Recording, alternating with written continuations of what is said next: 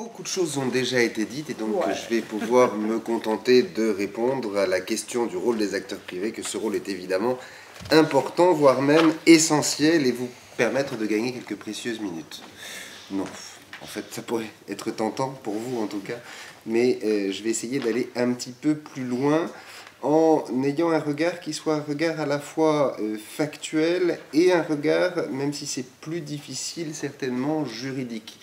Plus difficile parce que nous sommes avec cet objet particulier qu'est la COP 21, que sont les COP en général, en présence de quelque chose dont la nature juridique est effectivement un peu étrange. J'ai entendu traiter de la part d'éminents internationalistes, je respecte donc et je m'incline, mais pour autant, est-ce une adhésion franche?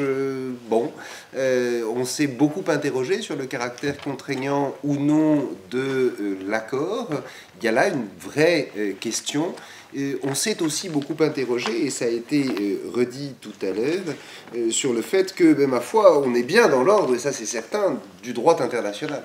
Que dans l'ordre du droit international, c'est tout aussi certain, les acteurs privés n'ont finalement probablement pas leur place, pas encore leur place, puisque bien évidemment, il n'est pas d'acteurs privés dans l'ordre juridique international qui ne connaît traditionnellement que les États. Alors finalement, non, le rôle des acteurs privés dans la perspective de la COP 21 ne serait pas très important, il serait peut-être en réalité insignifiant.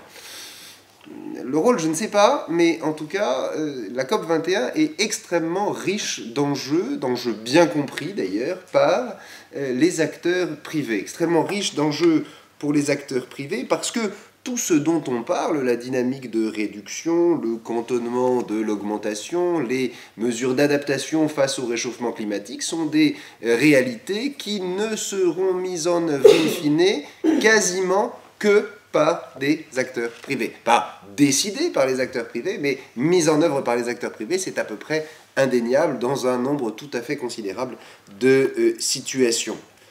Par ailleurs, et c'est aussi quelque chose qui est tout à fait important, les engagements pris par les États sont en réalité des engagements à traduire ces objectifs dans des instruments, et là on va retrouver quelque chose qui sera une approche très juridique, dans des instruments qui par hypothèse vont s'appliquer aux acteurs privés. Il y a donc effectivement bien une place pour ceci.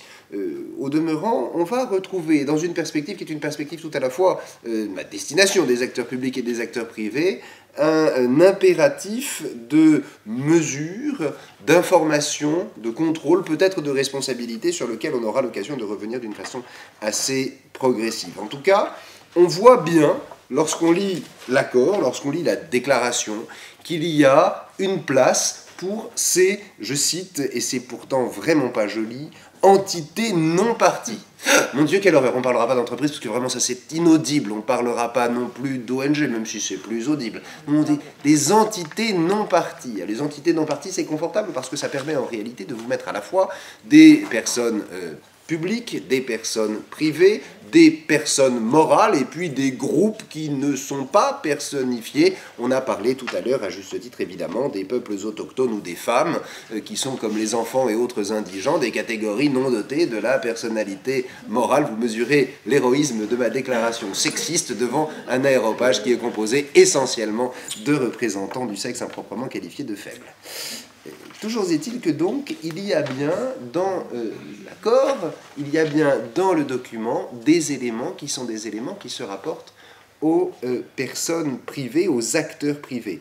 Et on trouve ainsi dans la déclaration finale un certain nombre de paragraphes qui y font très explicitement référence, à commencer par le paragraphe 118, où le texte se félicite des efforts déployés par les entités non parties afin de développer leurs actions en faveur du climat et encourage l'affichage de ces actions sur le portail des acteurs non étatiques pour l'action climatique. On va y revenir.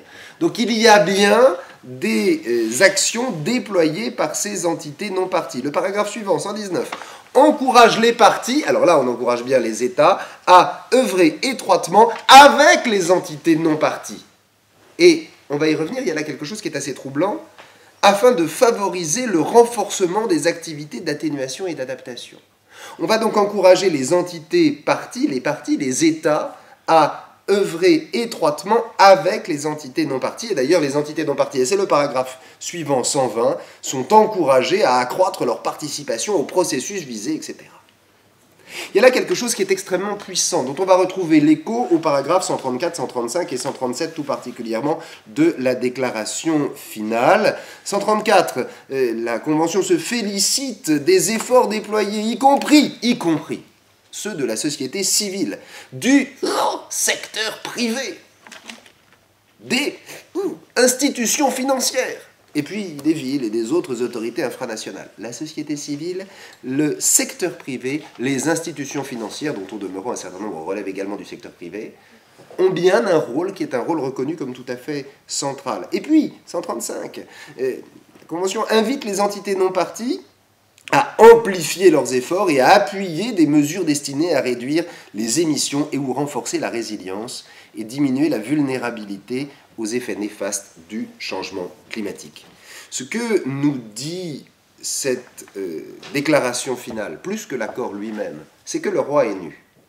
Ce qu'il nous dit, c'est en réalité que partout dans le monde, les caisses sont vides. Ce qu'il nous dit, c'est que toutes les belles déclarations qu'on pourra faire ne réussiront à se transcrire dans les faits qu'à une condition et une seule, qui est celle que les acteurs privés prennent effectivement leur rôle, jouent effectivement leur rôle. Ce qu'il nous dit aussi, certainement, et c'est assez troublant de voir, alors que le mot Grenelle de l'environnement est banni pour des raisons d'alternance politique, n'en doutons pas, du vocabulaire général, mais c'est qu'on retrouve dans le cadre de la COP 21 un raisonnement par groupe qui est extraordinairement proche des groupes du Grenelle.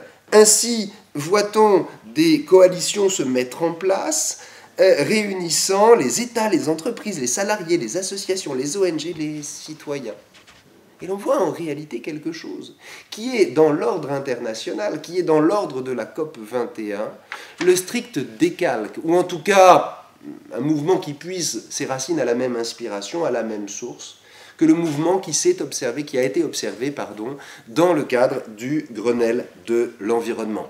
Parce que le texte de la déclaration finale invite à co-construire les normes, à co-réaliser les efforts, à travailler ensemble, parce que assez largement il répudie une forme de lutte entre les États et les acteurs privés, ou de mépris des premiers pour les deuxièmes, qui est simplement tiré d'un pragmatisme tout à fait évident, encore une fois, et c'est ainsi le roi est nu. Et d'ailleurs, le fait est que le succès de Paris a été préparé par un certain nombre d'engagements et se poursuit. Le fameux plan d'action Lima-Paris met en avant des initiatives d'acteurs qui sont des acteurs privés, s'ouvre à ce fameux portail Nazca,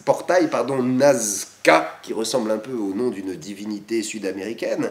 Ça veut simplement dire zone des acteurs non étatiques pour l'action et pour le climat. Pas de sacrifice humain ici, en tout cas. Des coalitions, plus de 70 en avril 2016, sont constituées pour continuer, poursuivre, sédimenter ces actions, ces initiatives, dans un cadre qui est bien un cadre de coélaboration de ce qui doit être fait. J'hésite à parler ici de normes. Tout récemment encore, l'appel de Paris, vous avez aimé l'accord, vous adorerez l'appel, Paris Pledge for Action. Pourquoi le dire en anglais alors qu'en français c'était peut-être plus élégant? Enfin bon, c'est du 22 avril et ça démontre, je cite, que les acteurs non étatiques sont prêts à jouer leur rôle pour soutenir les objectifs de l'accord de Paris. Parce que non seulement on a eu besoin d'eux pour le préparer, non seulement on a bien dit qu'il fallait qu'ils y soient, mais encore, ils demeurent en soutien.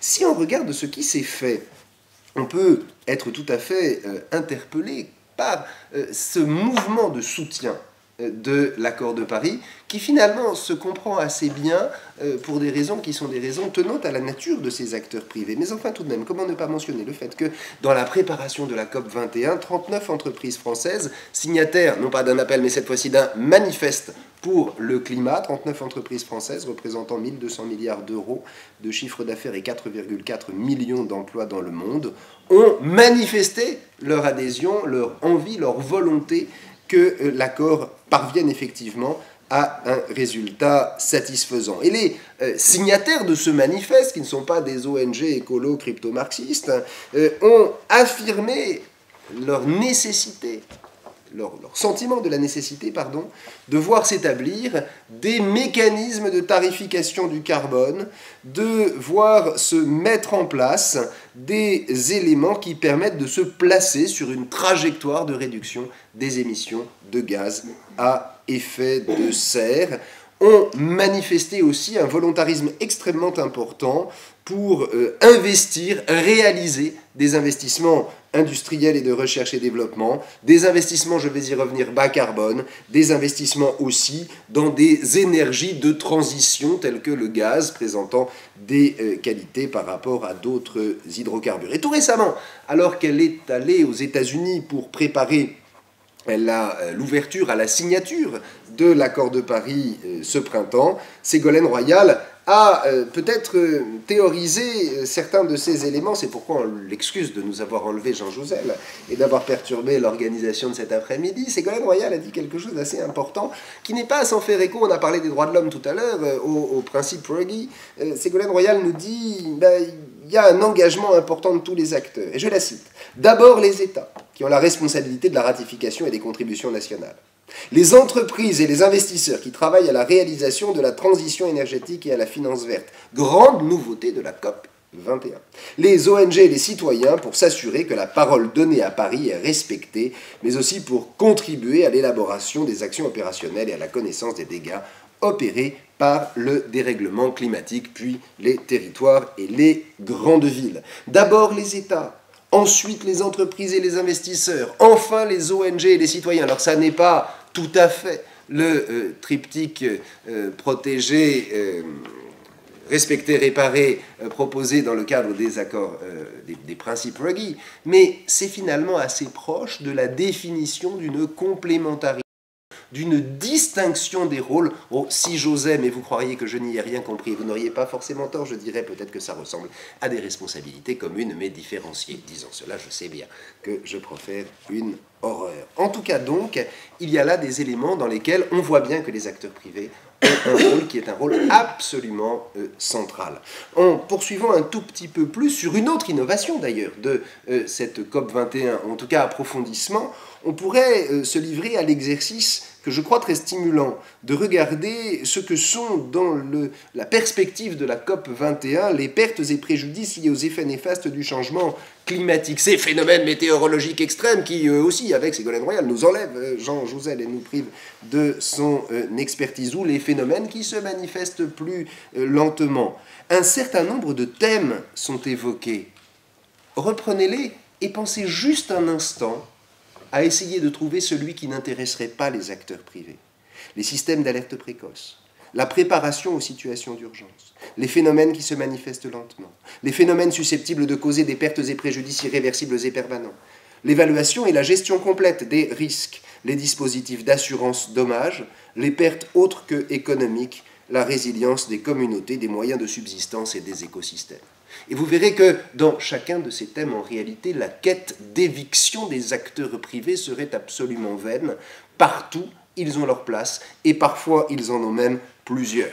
Alors, je ne veux pas excéder par trop mon temps de parole et votre patience, mais quelques points peut-être pour articuler cette évidence, en commençant, à tout seigneur, tout honneur, par mentionner la finance. Il y a là quelque chose qui est tout à fait troublant. Le secteur financier. Les acteurs financiers se sont très globalement investis au soutien de l'accord de Paris. Et tout récemment, après l'accord de Paris, en avril dernier, les Nations Unies, donc on a ouvert aux Nations Unies, les signatures de l'accord, et à cette occasion, plusieurs organisations du secteur de la finance représentant les principaux fonds de pension et investisseurs institutionnels, gérant, je dois vous avouer que je ne sais pas ce que ça représente, 24 000 milliards de dollars d'actifs, ça fait beaucoup en tout cas, ont insisté sur la nécessité de mettre en œuvre l'accord de Paris. Et ce qui explique peut-être l'engouement que nos autorités ont pour cet accord, souligner que les pays qui adhéreront les premiers à l'accord et le mettront en œuvre augmenteront leur attractivité sur un marché d'investissement désireux d'accompagner la transition bas carbone. Attractivité pour des investisseurs qui représentent tout de même des fonds extrêmement important. Ces enjeux, les enjeux liés au financement de l'accompagnement de l'accord de Paris, sont absolument considérables. Et ce matin, j'invite ceux qui douteraient de la véracité de mes propos en général et de cela en particulier à se référer à la dépêche d'Actu Environnement parue nuitamment. Ce matin donc, très tôt, une dépêche tombe, 746 milliards d'euros mobilisés en France en 2015 dans l'investissement responsable.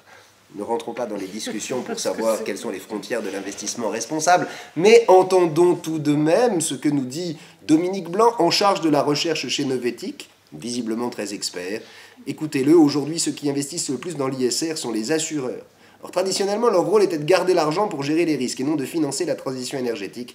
Mais maintenant, ils ont compris que les entreprises vont s'exposer à des accidents si le danger environnemental n'est pas pris en compte. L'investissement responsable permet donc de boucler la boucle et d'être en phase avec les objectifs.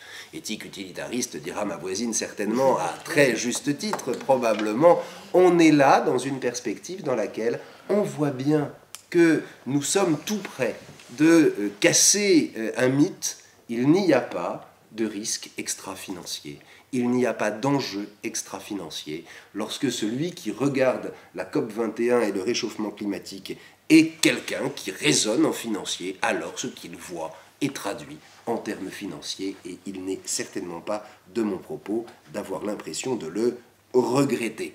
Le secteur de l'assurance est ainsi un des principaux leviers d'accompagnement de ce financement. Et nous sommes en train de vivre une période fascinante dans laquelle on remet même en cause certains dogmes, comme celui selon lequel les obligations fiduciaires imposeraient de s'intéresser uniquement à la rentabilité monétaire à court terme dans le cadre de l'économie de marché la plus orthodoxe. C'est une absurdité crasse, parce que c'est regarder sur le compteur au lieu de regarder la route dans le pare-brise. On risque fort de finir, à force d'avoir le nez sur le compteur, le front dans le pare-brise, mais c'est bien connu. Songez, si vous en doutez, à ces délicieux prénoms qui ne sont pas tous féminins, cherchez l'intrus, Andrew, Katrina, Ike, Sandy ou Xynthia. On sait très bien ce que cela représente, mis à part tous les drames évidemment tout à fait considérables, mais cela représente exactement ce qu'il s'agit d'éviter ou ce contre quoi il s'agit de lutter. Le monde de la finance est merveilleusement outillé et il est tout à fait intéressant de relever qu'il y a un grand partage. Deux mots, peut-être trois. Deux mots sûrs, un troisième moins certain. Mesurer, informer, ça c'est sûr. Répondre peut-être quand même aussi. Mesurer, tout d'abord. Ça n'est pas strictement financier, mais tout de même, il devient désormais absolument nécessaire pour les acteurs privés de mesurer leur exposition au risque climat, mais aussi de mesurer leur empreinte climatique. Et évidemment, mesurer, c'est s'exposer à en tirer un certain nombre de conséquences. De façon très stimulante, la Banque d'Angleterre, sous l'impulsion de son gouverneur, Mark Carney, s'est engagée dans une démarche de stress test pour non pas mesurer le Brexit, ça ils le font aussi, rassurez-vous, ça tiendra, c'est anglais, mais pour mesurer la résistance du système financier au changement climatique.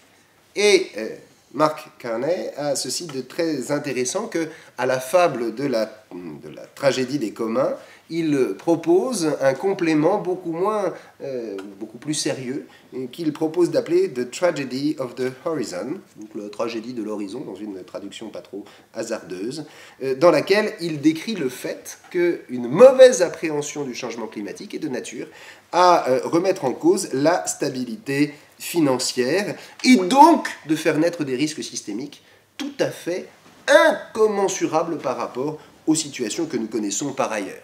Mark Carney le dit, c'est sûrement vrai, enfin ceci dit, l'article 173 de la loi de transition énergétique française de cet été ne dit pas autre chose, sauf que c'est moins chic parce que c'est pas en anglais. Il nous dit qu'il faut mettre en place, et ça c'est dans la loi, des tests de résistance en imposant au gouvernement de remettre au Parlement avant le 31 décembre 2016, il faudra un jour que quelqu'un me dise pourquoi le législateur choisit toujours des dates qu'il sait ne pas pouvoir tenir, un rapport sur la mise en œuvre d'un scénario de test de résistance régulier représentatif des risques associés au changement climatique. Mesurer cette résistance évidemment. Mesurer pour informer. Et on peut revenir à ce déjà célèbre article 173 de la loi de transition énergétique. Et vraiment, si vous ne l'avez pas encore lu, si vous ne le connaissez pas encore par cœur, allez vous préciser. C'est quand même curieux. On a négocié la COP 21 en décembre. Mais quasiment tout ce qui nous concerne était dans la loi d'août, aux singularités françaises. Revenons à cet article 173 de la loi de transition énergétique. Il dit quelque chose d'extrêmement important à propos des entreprises. Vous savez que la loi de transition énergétique impose au gouvernement de mettre en place, d'adopter une stratégie bas carbone.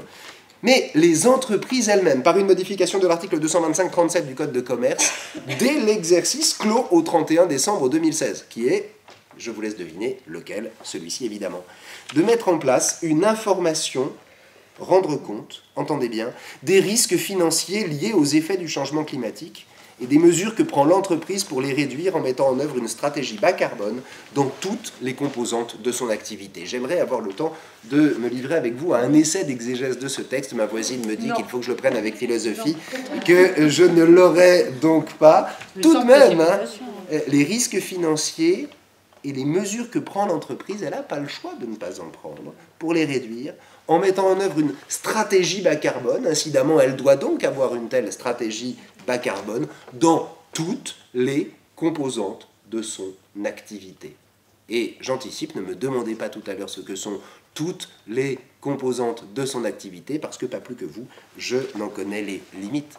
L'article 173, de la même manière, dans cette dynamique d'information qui a été consacrée, on le sait tous, par la loi relative aux nouvelles régulations économiques du 15 mai 2001, qui a instauré cette obligation de divulguer des informations sur la manière dont l'entreprise tient compte des conséquences sociales et environnementales de son activité. Ça, c'est pour satisfaire ma voisine qui veut que j'aille vite. L'article 173, donc, complète, par ailleurs, l'article L225, 102-1 du Code de commerce, en imposant aux entreprises les plus importantes de divulguer les informations sur, je cite, les conséquences sur le changement climatique de leur activité et de l'usage des biens et des services qu'elles produisent.